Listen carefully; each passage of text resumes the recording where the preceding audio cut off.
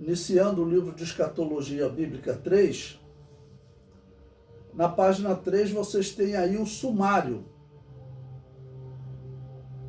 Então, para nós listarmos aí os temas que estudaremos neste livro.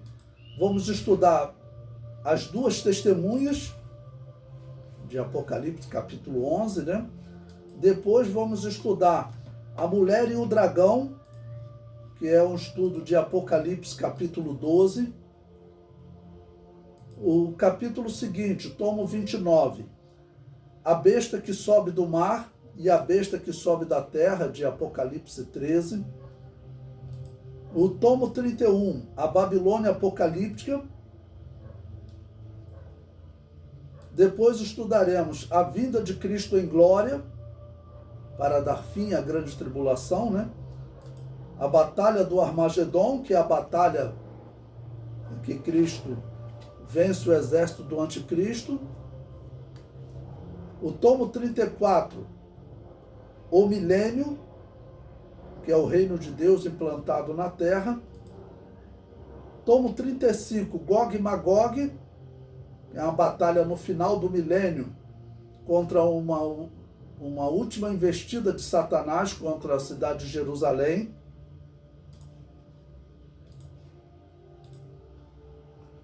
Tomo 36, o juízo final. Tomo 37, o novo céu e a nova terra. 38, o destino dos ímpios. E o tomo 39, a nova Jerusalém, o destino dos justos.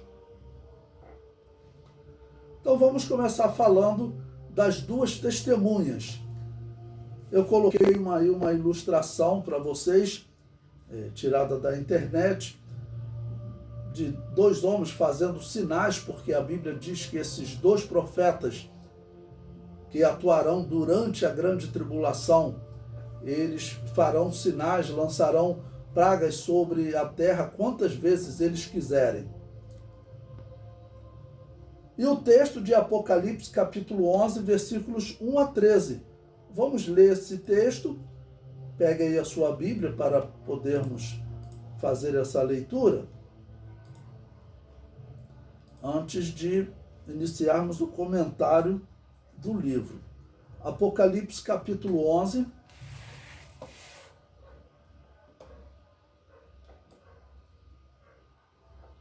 Diz o seguinte, versículo 1. E foi-me dada uma cana semelhante a uma vara. E chegou o anjo e disse, levanta-te e mede o templo de Deus e o altar e os que nele adoram. E deixa o átrio que está fora do templo e não meças, porque foi dado às nações, e pisarão a cidade santa por 42 meses. E darei poder às minhas duas testemunhas, e profetizarão por 1260 dias, vestidas de pano de saco. Estas são as duas oliveiras e os dois castiçais que estão diante do Deus da terra. E se alguém lhes quiser fazer mal, fogo sairá da sua boca e devorará os seus inimigos. E se alguém lhes quiser fazer mal, importa que assim seja morto. Estas têm poder para fechar o céu, para que não chova nos dias da sua profecia. E têm poder sobre as águas para convertê-las em sangue, e para ferir a terra com toda sorte de pragas, quantas vezes quiserem. E quando acabarem o seu testemunho, a besta que sobe do abismo lhes fará guerra, e as vencerá e as matará. E jazerá o seu corpo morto na praça da grande cidade, que espiritualmente se chama Sodoma e Egito, onde o seu Senhor também foi crucificado. E homens de vários povos e tribos e línguas e nações verão seu corpo morto por 3 dias e meio. e não permitirão que o seu corpo morto seja posto em sepulcros. E os que habitam na terra se regozijarão sobre eles, e se alegrarão, e mandarão presentes uns aos outros, porque estes 2 profetas tinham atormentado os que habitam sobre a terra. E depois daqueles 3 dias e meio, o espírito de vida vindo de Deus entrou neles, e puseram-se sobre os pés, e caiu grande temor sobre os que os viram. E ouviram uma voz do céu que lhes dizia: subi cá. E subiram ao céu em uma nuvem, e os seus inimigos os viram. E naquela mesma hora houve um grande terremoto, e caiu a 10ª parte da cidade. E no terremoto foram mortos 7.000 homens, e os demais ficaram muito atemorizados, e deram glória ao Deus do céu. É passado o 2º ai, eis que o 3º ai cedo virá. Então, esse é o texto das 2 testemunhas que nós vamos, então, iniciar a leitura e a interpretação agora. A introdução do nosso material didático diz: quando fala-se nas 2 testemunhas do Apocalipse, existe uma manifestação geral de curiosidade para saber quem são. Não vamos dedicar atenção especial a essa questão. Esse trabalho não visa satisfazer curiosidades. A atenção especial recairá sobre a mensagem delas e o efeito desta mensagem em Israel. Bom, então o ponto principal a ser estudado nas 2 testemunhas não é quem seriam essas 2 testemunhas. O fundamental é nós analisarmos qual a mensagem que elas pregarão e qual o efeito dessa mensagem em Israel.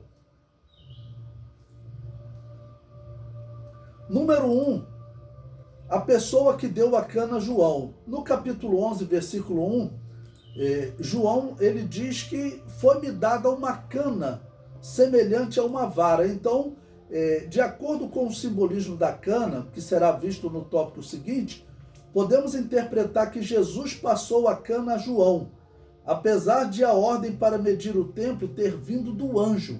Se ele mesmo desse a cana, o normal seria João citá-lo, porém ele ocultou.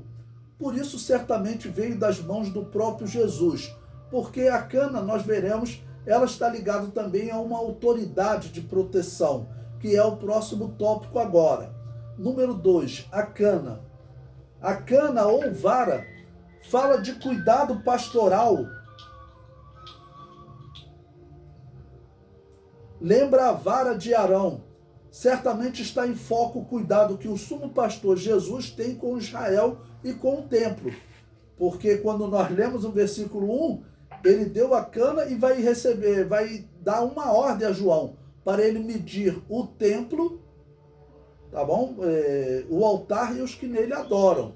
Vou ler novamente o versículo 1.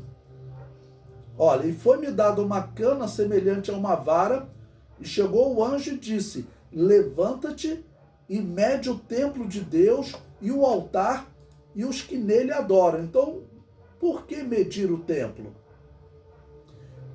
Tudo indica que essas 2 testemunhas, tudo indica que elas profetizam na primeira metade da grande tribulação. Nós veremos o tempo da profecia dessas 2 testemunhas. Elas profetizam por 3 anos e meio. A grande tribulação dura 7 anos. Nós tiramos esse número das 70 semanas de Daniel. A grande tribulação, ela é a última das 70 semanas de Daniel. Então, o número 3, a medição do templo. Medição significa proteção. Certamente esta medição fala também da reconstrução do templo. Ele será reconstruído e protegido por Deus. Essa reconstrução deve acontecer no princípio da grande tribulação, e que também é evidenciada na revelação das 70 semanas de Daniel, quando o anjo diz que o anticristo fará cessar o sacrifício e a oferta de manjares, ou seja, se eles vão retomar o sacrifício e a oferta de manjares, então nós entendemos que o templo estará reconstruído. O comentário prossegue. Se o anticristo, que no versículo 26 é chamado de príncipe, fará cessar o sacrifício e a oferta de manjares, é óbvio nós concluirmos que o templo será reconstruído. E Jesus também fala da reconstrução do templo quando diz que a abominação da desolação está no lugar santo. O lugar santo ele era uma parte do templo. O templo ele tinha 3 divisões. Ele tinha o pátio, que era também chamado de átrio, né? Pátio ou átrio. Aí tinha o lugar santo, que era a segunda área do templo, e a terceira área do templo, que era chamado de Santo dos Santos. Então aqui disse que o anticristo ele vai colocar uma abominação no lugar santo, ou seja, na segunda parte do templo. O comentário prossegue. Jesus citou uma parte do templo, a que era chamada de lugar santo. E por fim temos as palavras do apóstolo Paulo dizendo que o anticristo se assentará como Deus no templo de Deus.